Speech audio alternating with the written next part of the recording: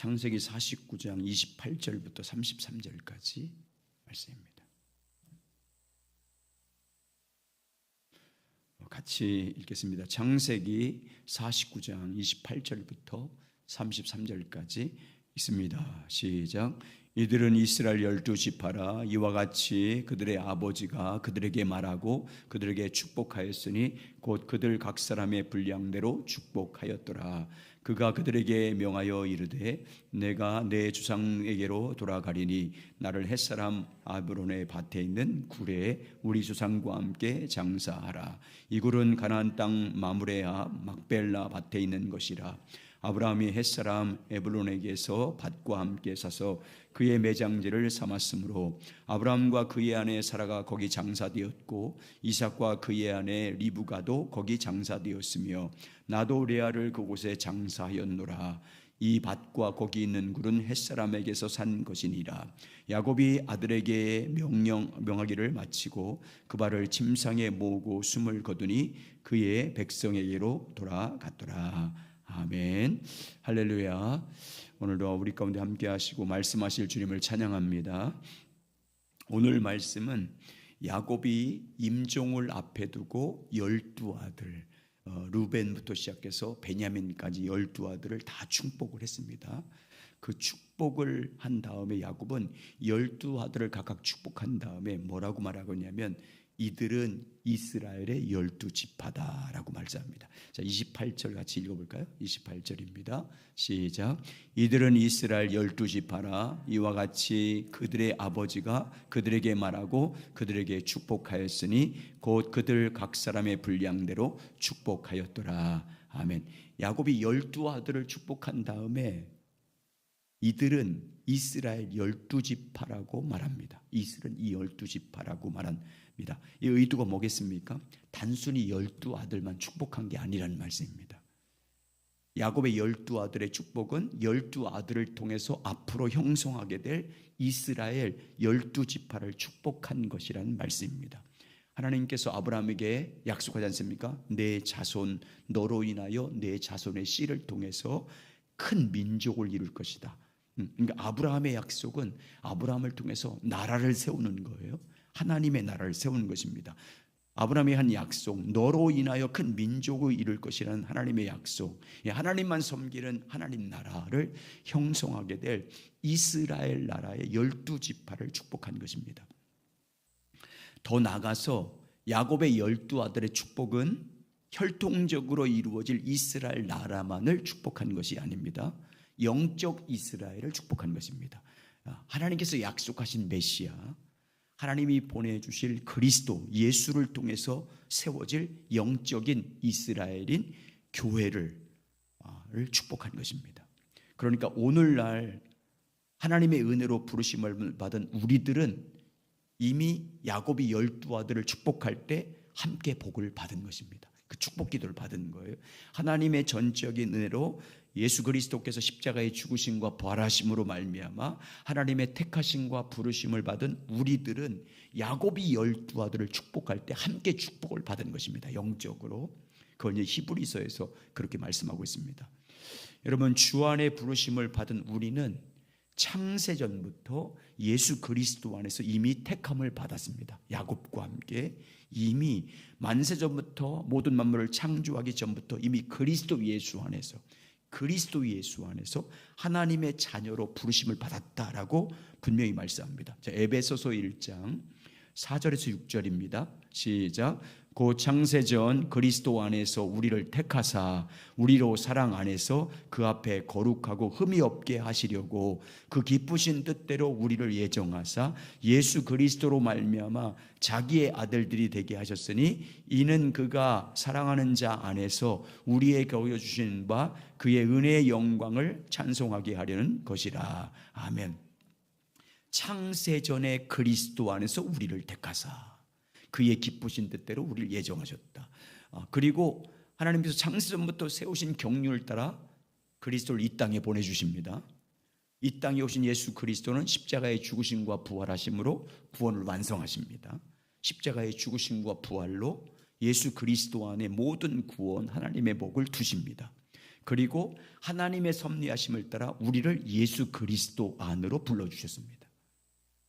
그리스도 예수 안에서 부르심을 받은 우리를 영적 이스라엘로 삼아주셨습니다. 그리스도 안에 있는 우리들에게 아브라함과 이삭과 야곱에게 약속한 복을 받게 하셨습니다. 그러니까 야곱의 축복, 야곱 오늘 본문에 나오는 야곱의 축복 있잖아요. 49장에 그 야곱의 축복은 그리스도 안에 거하면 오늘 우리에게 영적으로 이루어지는 거예요. 왜? 다 그 축복 가운데 우리가 있었기 때문에.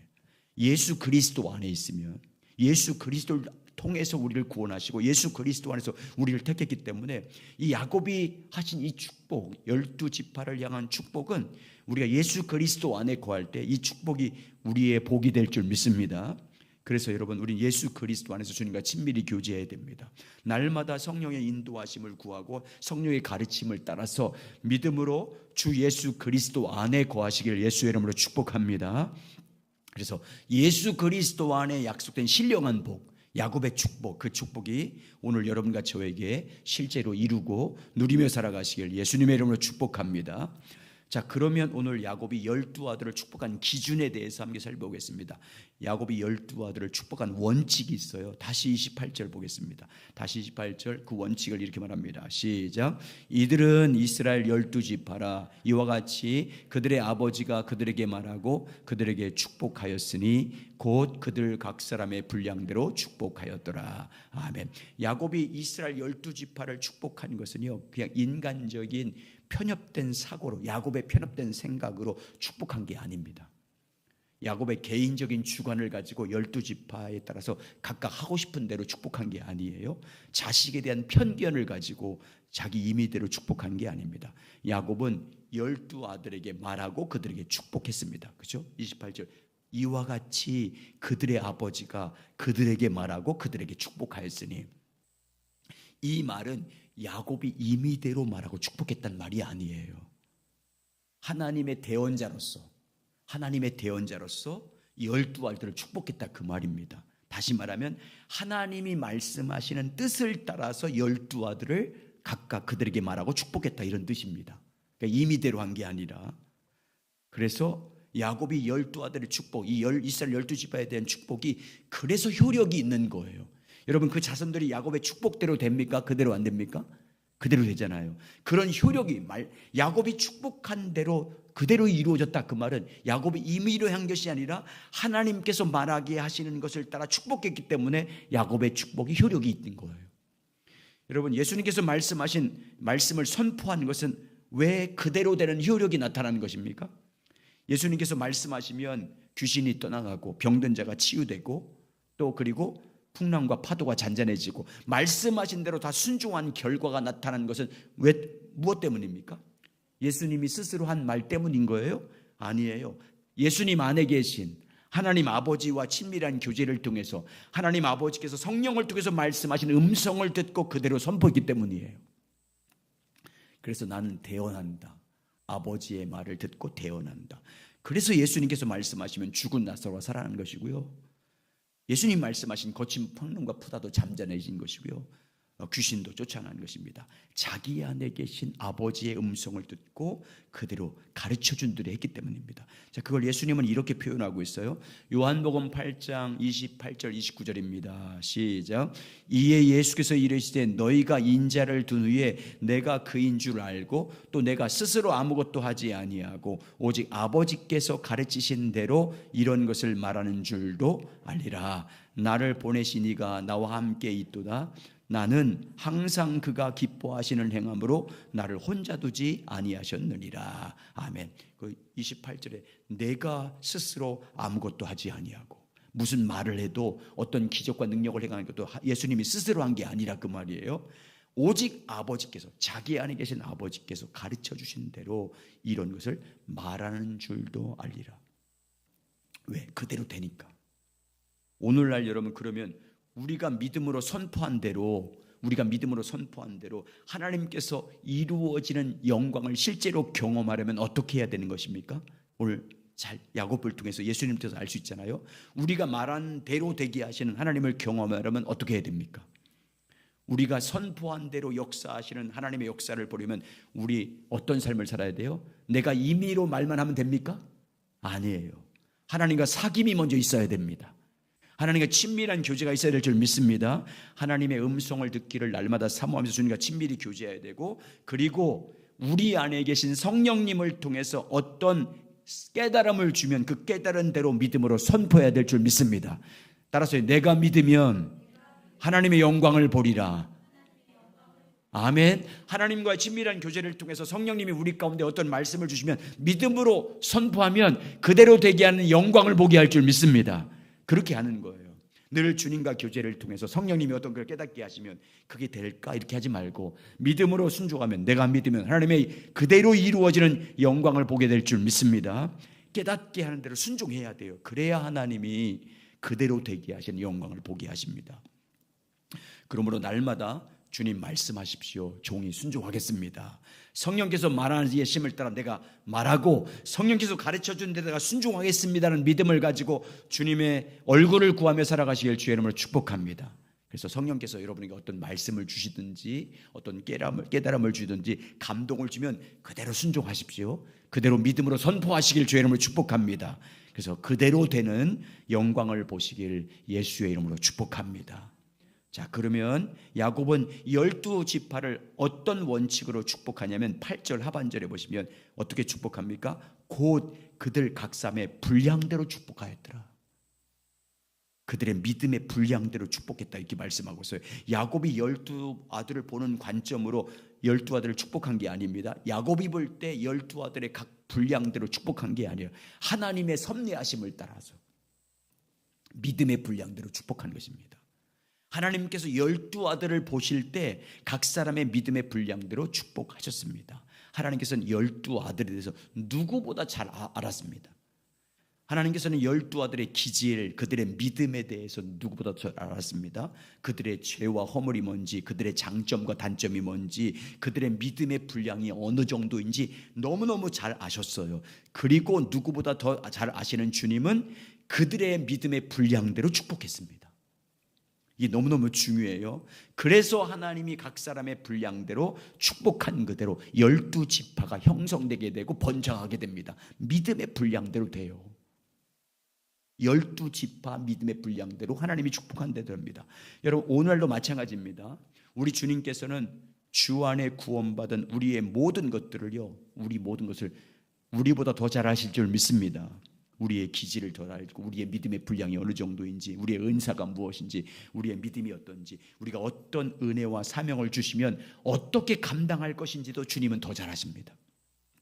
그리고 하나님의 거룩한 사역을 위하여 각 믿음의 분량을 따라 은혜를 주십니다. 각각 그 사람의 재능을 따라 은사와 사명을 맡겨 주십니다. 그래서 이걸 마태복음 25장에서는 달란트 비유에서는 각각 재능에 따라 맡겼다 이렇게 표현하고 있잖아요. 자, 마태복음 25장 14절 18절입니다. 시작. 또 어떤 사람이 타국에 갈 때 그 종들을 불러 자유수기를 맡김과 같으니 각각 그 재능의 대로 한 사람에게는 은, 금 5달란트를, 한 사람에게는 2달란트를, 한 사람에게는 1달란트를 주어 떠났더니 5달란트 받은 자는 바로 가서 그것으로 장사하여 또 5달란트를 남기고 2달란트를 받은 자도 그같이 하여 또 2달란트를 남겼으되 1달란트 받은 자는 가서 땅을 파고 그 주인의 돈을 감추어 두었더니 아멘. 각각 그 재능대로 맡겼다. 재능대로 달란트를 맡겼다. 그리고 은사를 맡겨주실 때, 직분을 맡기실 때, 사역을 감당케 하실 때도 하나님의 뜻에 따라서 나누어서 맡겨주신다라고 분명히 말씀합니다. 하나님의 주님의 몸된 교회의 유익을 위해서 성령께서 하나님 아버지의 뜻대로 각 성도들에게 은사를 나눠준다. 그때 그 은사를 나눠줄 때 어떻게 나눠준대요?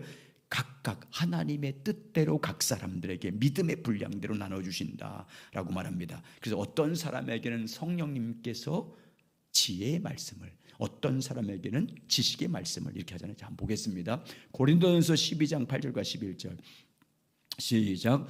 어떤 사람에게는 성령으로 말미암아 지혜의 말씀을, 어떤 사람에게는 같은 성령을 따라 지식의 말씀을, 다른 사람에게는 같은 성령으로 믿음을, 어떤 사람에게는 한 성령으로 병 고치는 은사를, 어떤 사람에게는 능력 행함을, 어떤 사람에게는 예언함을, 어떤 사람에게는 영들 분별함을, 다른 사람에게는 각종 방언 말함을, 어떤 사람에게는 방언들 통역함을 주어주나니 이 모든 일은 같은 한 성령이 행하사 그의 뜻대로 각 사람에게 나누어 주시는 것이니라. 아멘. 각각 모든 은사에 대해서 각각 누구에게는 믿음의 은사를 주고 병 고치는 은사를 주고 말씀의 은사를 다 주고 방언의 은사를 주는데, 모든 일들, 이 모든 은사는 같은 한 성령이 행하시는 것이다. 성령이 주시는 것이다. 누구 뜻대로요? 하나님 아버지의 뜻대로 각 사람에게 나누어 주시는 것이 은사다라고 말합니다. 또 하나님께서 각 사람에게 나누어 주신 믿음의 분량대로 몸의 지체인 주님의 몸인 지체들에게 각각 은사를 나눠준대요. 믿음의 분량대로. 이걸 이렇게 표현합니다. 로마서 12장 3절에서 8절 이렇게 표현하고 있어요. 시작. 내게 주신 은혜로 말미암아 너희 각 사람에게 말하노니 마땅히 생각할 그 이상을 생각하지 품지 말고 오직 하나님께서 각 사람에게 나누어 주신 믿음의 분량대로 지혜롭게 생각하라. 우리가 한 몸에 많은 지체를 가졌으나 모든 지체가 같은 기능을 가진 것이 아니니 이와 같이 우리 많은 사람이 그리스도 안에서 한 몸이 되어 서로 지체가 되었느니라. 우리에게 주신 은혜대로 받은 은사가 각각 다르니 혹 예언이면 믿음의 분수대로, 혹 섬기는 일은 섬기는 일로, 혹 가르치는 자면 가르치는 일로, 혹 위로하는 자면 위로하는 일로, 구제하는 자는 성실함으로, 다스리는 자는 부지런함으로, 긍휼을 베푸는 자는 즐거움으로 할 것이니라. 아멘. 각각 은사를 나눠줄 때 믿음의 분량대로 각 지체에 나눈다. 우리에게 주신 은혜대로 받은 은사가 다 다르다 이렇게 표현하고 있잖아요. 하나님께서 각 사람을 축복할 때도 같은 원리를 가지고 축복합니다.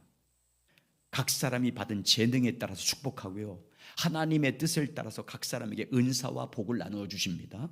각 사람의 믿음의 분량을 따라서 각각 축복하십니다. 하나님 앞과 교회의 유익과 각 모든 성도 앞에서 덕이 될 수 있도록 각 사람의 분량을 따라 하나님이 복을 주십니다. 믿음의 분량을 따라 은사와 사명과 직분도 주십니다. 그러니까 이걸 보면 여러분, 하나님이 우리에게 준 모든 복은요 자기 것이 아닌 거예요. 각 사람이 받은 복이라든지 은사라든지 직분이라든지 사명이라든지 재물이라든지 재능은 자기 능력으로 주어지는 것이 아님을 분명히 보여주고 있어요. 하나님이 주신 선물입니다. 하나님이 맡겨주신 거예요. 하나님과 하나님 나라와 복음을 위해서 사용하라고 맡겨주신 선물들입니다. 주님의 몸된 교회의 유익을 위해서 사용하라고 주님 주신 은사들이잖아요. 다른 사람에게 덕을 세우고 교회의 유익을 위해서, 또 각 사람들에게 주님의 몸된 교회 주님의 영광을 위해서 사용하라고 맡겨주신 거예요. 각 믿음의 분량에 따라 성령님이 하나님의 뜻을 따라 각 성도들에게 나누어 주신 거라고 말씀합니다.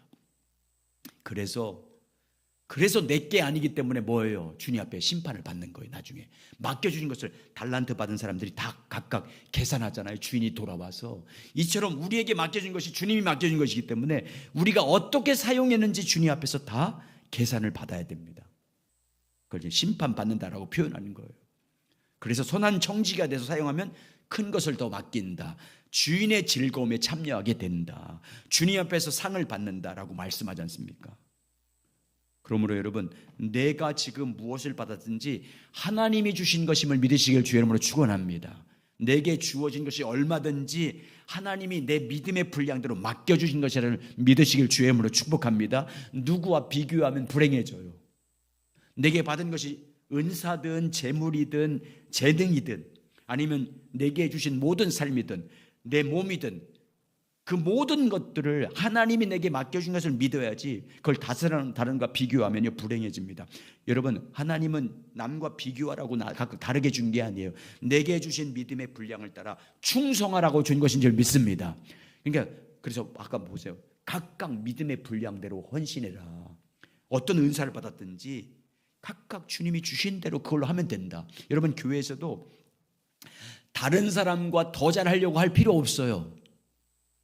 더 열심히 하려고 할 필요 없어요. 내게 주신 믿음의 분량대로 하는 거예요.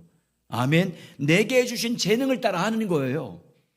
하나님 앞에서 내게 주신 것이 얼마든지, 그 달란트로 하나든지 두 개든지 다섯 개든지, 아니면 내게 주신 재물이 얼마든지, 각각 사람이 다르잖아요. 믿음의 분량대로 성령의 도우심과 능력으로 여러분 주님의 몸된 교회와 다른 사람의 유익을 위해서 선하게 사용하는 청지 되시길 주의 이름으로 축원합니다.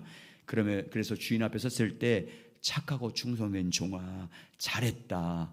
나의 즐거움에, 주인의 즐거움에 참여하라는 선한 청지기 되시길 예수의 이름으로 축복합니다. 자, 그리고 오늘 본문은 마지막으로 자식들에게 간절하게 부탁을 합니다. 마지막으로 유언을 합니다. 내가 죽으면 내 조상들이 묻혀있는 가나안 땅에 장사하라고 유언합니다. 믿음의 조상 아브라함이 헤브론에게 산 밭이 있는데 가나안 땅에 있다. 마므레 앞 막벨라 밭에 있는 굴이 있는데 거기에 우리 조상들이 묻혀 있는데 거기에 매장해 달라고 당부합니다. 29절 30절 있습니다. 자, 시작. 그가 그들에게 명하여 이르되 내가 내 조상에게로 돌아가리니 나를 햇사람 에브론 밭에 있는 굴에 우리 조선조와 함께 장사라. 이 굴은 가나안 땅 마므레 앞 막벨라 밭에 있는 것이라. 아브라함의 햇사람 에브론에게서 밭과 함께 사서 그의 매장지를 삼았으므로. 아멘. 야곱은 계속해서 가나안 땅에 있는 막벨라 굴에 나를 장사라고 계속 말합니다. 내가 죽으면 반드시 거기에 장사래요. 가나안 땅에는 막벨라 밭에 있는 굴에 우리 선조들이 다 거기 매장되어 있다. 거기 묻혀 있어. 그러니까 그 사람 햇사람으로부터 산 것인데 거기에 묻어달라고 계속해서 말씀합니다. 자, 31절 32절 시작. 아브람과 그의 아내 사라가 거기 장사되었고 이삭과 그의 아내 리브가도 거기 장사되었으며 나도 레아를 그곳에 장사하였노라. 이 밭과 거기 있는 굴은 햇사람에게서 산 것이니라. 아멘. 그리고 야곱은 마지막 유언을 하면서 12 아들에게 죽음으로 유언을 다 마치고 죽음으로 그 조상에로 돌아갔다 이렇게 말합니다. 33절 있습니다. 시작. 야곱이 아들에게 명하기를 마치고 그 발을 침상에 모으고 숨을 거두니 그의 백성에게로 돌아갔더라. 아멘.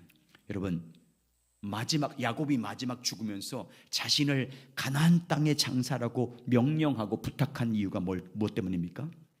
가나안 땅에 있는 막벨라 굴에 매장하라고 계속해서 반복적으로 마지막 죽음 앞에 명령한 이유가 무엇 때문입니까? 믿음의 조상들이 다 매장되어 있는 가나안 땅 막벨라 굴에 매장하라고 명령한 이유가 무엇 때문이냐면 몇 가지 이유가 있어요. 첫 번째, 가나안 땅은 하나님께서 약속한 땅이기 때문입니다.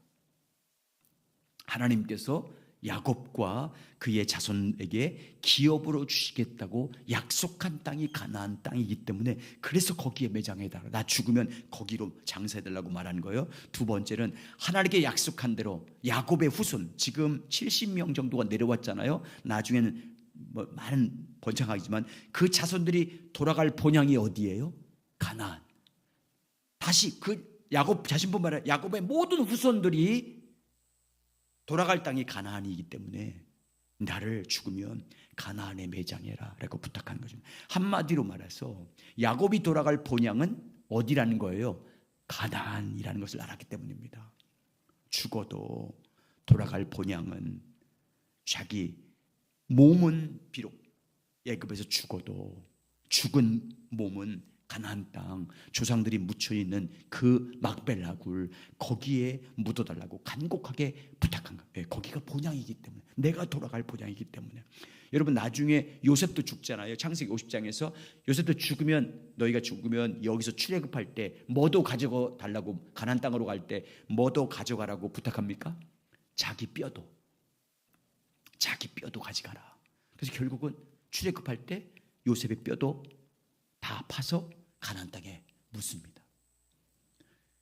세 번째, 왜 가나안 땅에 묻어달라고 부탁하냐면 뭘 말씀하고 있냐면 모든 믿음의 사람들에게 우리가 돌아갈 본향이 어디인지를 가르쳐주기 위해서요.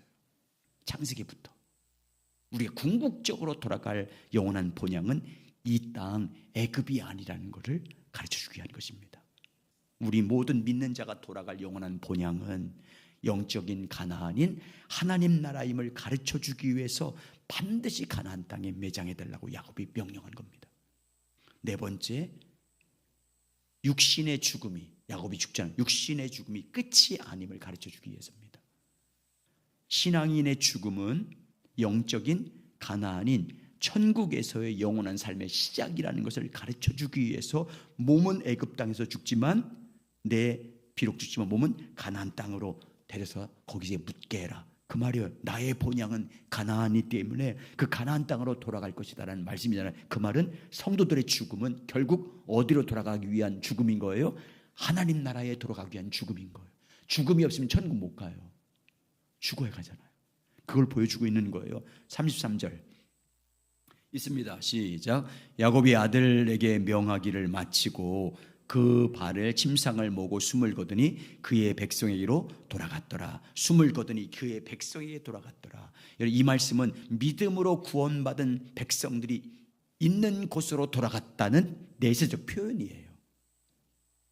믿음으로 살다가 죽은 사람들이 돌아간 그곳으로 갔다. 거기가 어디겠어요? 천국이지 않습니까? 하나님의 백성들이 가야 할 본향 천국으로 돌아가는 것을 이렇게 표현한 것입니다. 이 세상에서의 모든 수고와 슬픔과 고생을 다 마치고 영생하시고 영존하시는 하나님 앞에서 영원한 생명, 영원한 기쁨, 영원한 안식을 누리는 삶으로 돌아갈 것을 이렇게 표현한 것입니다. 이것은 우리의 몸의 죽음이 천국에서의 영원한 삶의 시작임을 보여준 것입니다.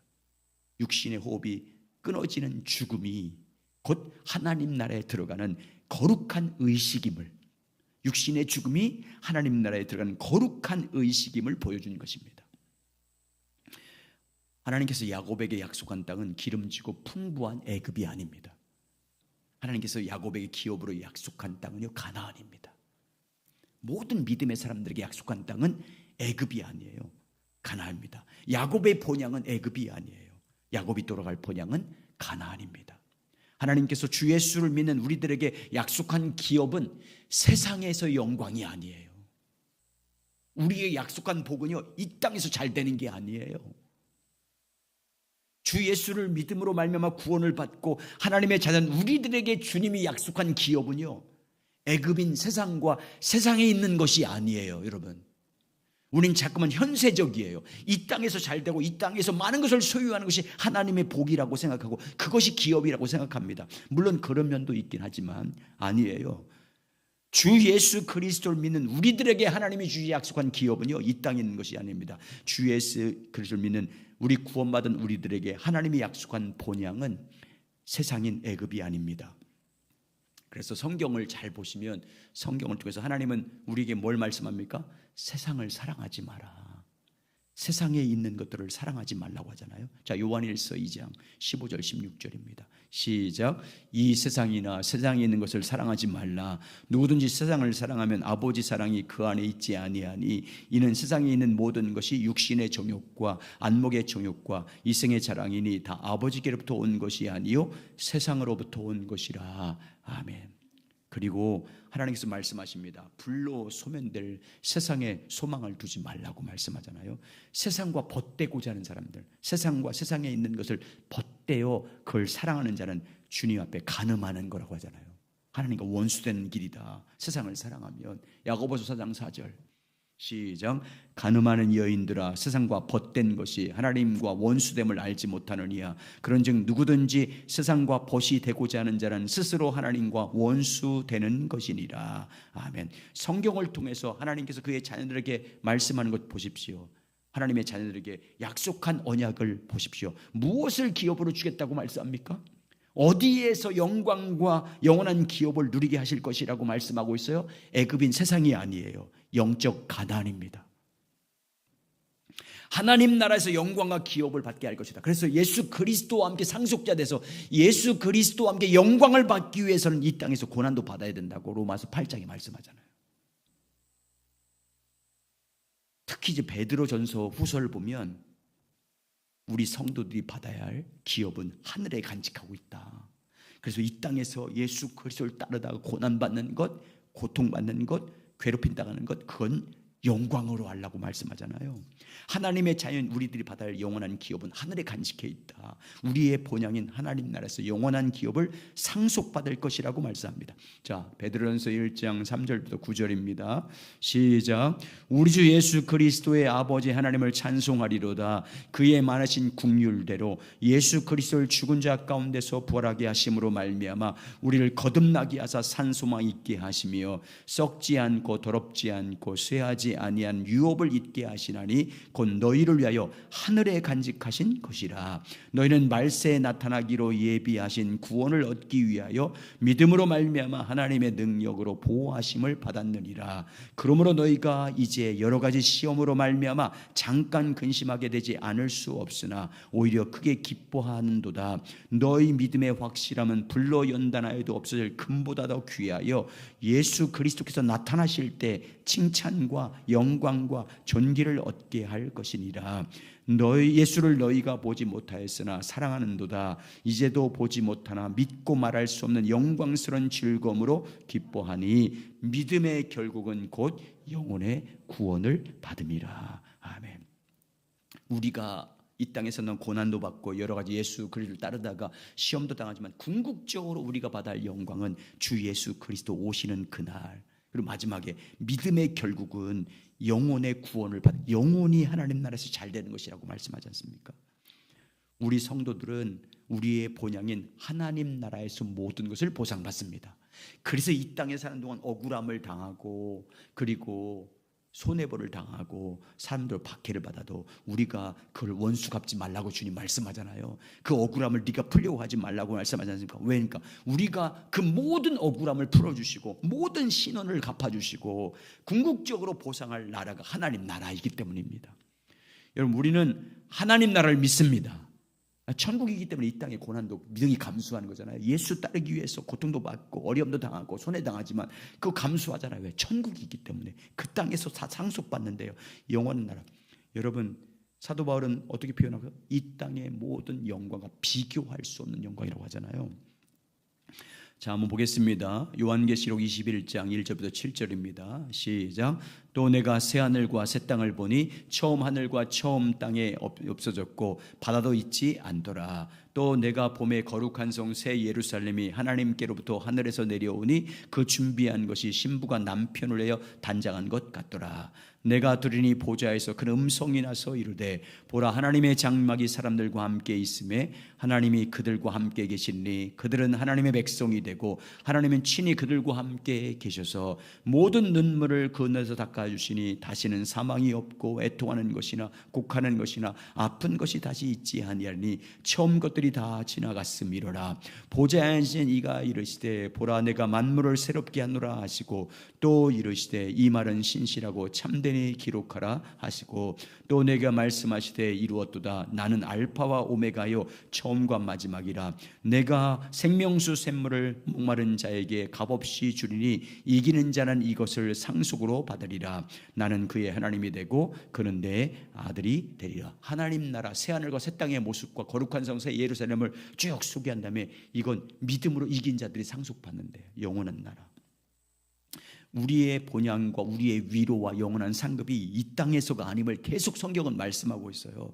우리의 본향인 하나님 나라에서 우리가 영원히 살게 될 것이다. 거기서 왕노릇한다. 여기서 왕노릇하는 게 아니라요, 하나님 나라에서 영원토록 왕노릇한다. 요한계시록 22장 1절부터 5절. 시작. 또 그가 수정같이 맑은 생명수 강을 내게 보이니 하나님과 및 어린 양의 보좌로부터 나와서 길 가운데로 흐르더라. 강좌위에 생명나무가 있어 12가지 열매를 맺되 달마다 그 열매를 맺고 그 나무 잎사귀들은 만국을 치료하기 위하여 있더라. 다시 저주가 없음에 하나님과 그 어린 양의 보좌가 그 가운데 있으리니 그의 종들이 그들을 섬기며 그의 얼굴을 볼 터이요 그의 이름도 그들의 이마에 있으리라. 다시 밤이 없겠고 등불과 햇빛이 쓸데없으니 이는 주 하나님이 그들에게 비추심이라. 그들이 세세토록 왕노릇하리로다. 아멘. 영원토록 믿음으로 승리한 사람들을 위해서 왕노릇한다라고 말씀합니다. 여러분, 우리가 영원히 살 본향은 이 세상이 아닙니다. 애굽이 아닙니다. 우리 성도들이 돌아갈 본향은 하나님 나라, 영원한 가나안 땅입니다. 우리는 애굽인 세상에서 영광을 받는 것이 아니면 이 땅에서 영광 받으려면 하면 안 됩니다. 이 땅에서 영광 다 받으면 하나님 나라 받을 게 없어요. 우리 성도들은 이 땅에서 충성 다 해놓고 이 땅에서 사람들에게 위로받으려고 하고 교회를 통해서 상급받으려고 하면 하나님 나라에서 받을 게 없어요. 여러분, 이 땅에서 어떤 헌신과 어떤 충성과 어떤 삶을 드렸든지 여러분 이 땅에서 보상받으려고 하지만 하나님 나라에서 영광 받으시길 주의 이름으로 축원합니다. 그래서 누가 칭찬하려고 하면요, 주님께 영광 돌리셔야 돼요. 주님이 하신 겁니다. 주님이 하셨습니다. 주님께 영광입니다라고 고백하셔야 됩니다. 하나님 나라에서 모든 위로와 모든 축복과 모든 기업을 받아야 됩니다. 성도의 죽음은 끝이 아닙니다. 성도의 죽음은 하나님 나라의 영광으로 들어가는 관문입니다. 많은 성도들의 죽음은 하나님 나라에 들어가기 위한 마지막 시험이요 싸움입니다. 이제 우리 교회 연로하셔서 집에 계신 분들이 이제 몇 분 계세요. 그래서 정기적으로 신방을 하고 다 저희 저희 어머니가 89세신데 지난 주일날 생신이라는 식사로 충주 여동생 있는 게 갔어요. 그런 얘기 나오다가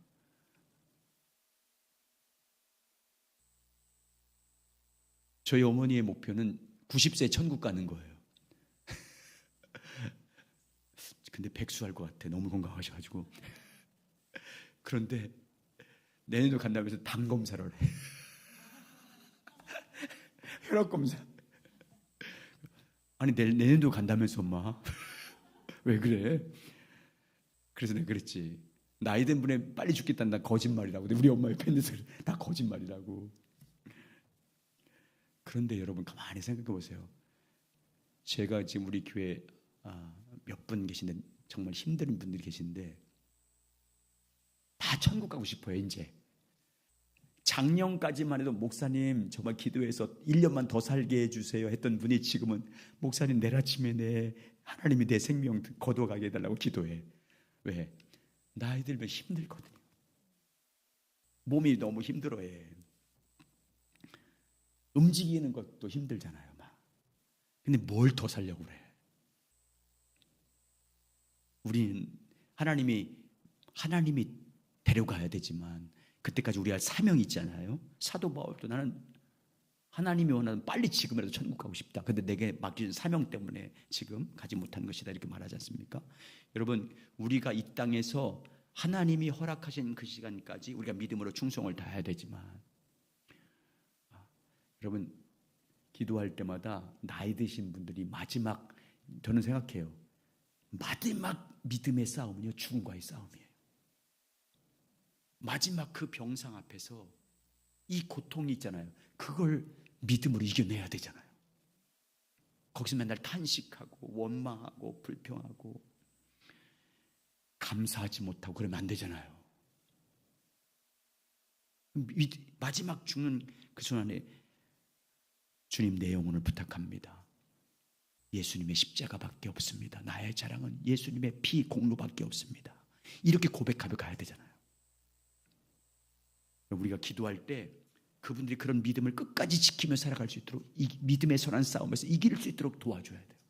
그래서 저는 딴 분들은 몰라도 나이 든 분들은 다 신방해요. 일주일에 한 번씩은 해. 왜? 이분들 마지막 싸움에서 지면 안 되잖아요. 그래서 계속 하나님 나라의 소망을 심어주고 예수님 붙들어야 됩니다. 그래도 힘들어도 계속 그렇게 격려하고 있어요. 여러분 모든 눈물을 닦아주심으로 더 이상 고통이 없고 더 이상 죽음이 없는 나라의 시작은 죽음으로 말미암아 시작되는 거예요. 몸의 죽음은 곧 영원한 나라 입성의 참단 의식을 행하는 것이 않습니까? 이 모든 수고와 슬픔과 고생을 마치고 영원한 생명과 영원한 안식과 영원한 승리의 자리로 들어가는 것이 않습니까? 그런 면에서 보면 우리 죽은 사람들, 성도들의 죽음은요 슬픈 날이 아니에요. 그 땅에 남겨진 사람들이 자식들이 슬픈 거지 그 영혼만 바라보세요. 더 이상 고통도 없고 눈물도 없고 아픔도 없고 할렐루야 장성곡 틀어놔야 돼. 장성곡 할렐루야 찬양 틀어놔야 돼. 찬양. 예? 그 영광이 드러나 있습니다. 그래서 주 안에서 죽는 날에 복이 있다고 하잖아요. 요한계시록 14장 13절. 시작. 내가 들으니 하늘에서 음성이 나서 이르되 기록하라. 지금 이후로 주 안에서 죽는 자들은 복이 있도다 하심에 성령이 이르시되 그러하다. 그들의 수고를 그치고 쉬리니 이는 그들의 행한 일에 따름이라 하시더라. 믿음으로 주님만을 섬기다가 주 안에서 마지막 죽는 자들이 복이 있대. 왜? 그들에게 진정한 안식의 날이, 안식의 영광이 들어가기 때문이에요. 성령님이 그러하다 동의하잖아요. 그들의 모든 수고가 그치고. 인생은요, 아무리 건강하고 아무리 몸이 아프지 않아도 수고와 슬픔이 떠나지 않아요. 우리 모두에게는 수고와 슬픔이 있어요. 그러므로 여러분, 우리 성도들은 어디를 향해서 순례? 항상 어떠하든지, 여러분 어떤 환경 가운데 든지, 내가 젊든지 아니면 내가 나이 들었든지 상관없이 우리의 마음은 본향을 향해서 가해 있어야 돼요. 그게 종말론적 신앙이라고 해요. 언제 주님이 불러가든지 우리의 포커스는 예수 그리스도에게 맞춰져 있어야 되고, 예수 그리스도님 믿음에 있어야 되고, 그 진리를 따르는 가운데 있어야 될 줄 믿습니다. 날마다 성령님과 교제하고 하나님의 도우심을 받고. 그래서 여러분 그렇잖아요. 주님 앞에 갈 날이 가까운 갈수록 더 찬양도 해야 되잖아요. 더 말씀도 묵상해야 되고 더 기도해야 되잖아요. 그래서 혼자 그렇게 하는 훈련을 하셔야 돼. 혼자 그렇게 훈련을 하셔야 돼요. 왜? 마지막에는 나 혼자 남거든요. 마지막에는 혼자 남아요. 혼자 하셔야 돼요. 날마다 주님과 교제하고 성령의 인도하심을 따라 늘 천국을 향해 나가는 우리 모두가 되시길 주의 이름으로 축복합니다. 그래서 주님의 그 영광의 나라에서 진정한 위로받고 그 영원한 승리자가 돼서 이긴 자들에게 약속하신 놀라운 복을 누리며 살아가시길 예수님의 이름으로 축원합니다. 순례자의 노래 같이 찬양드리겠습니다.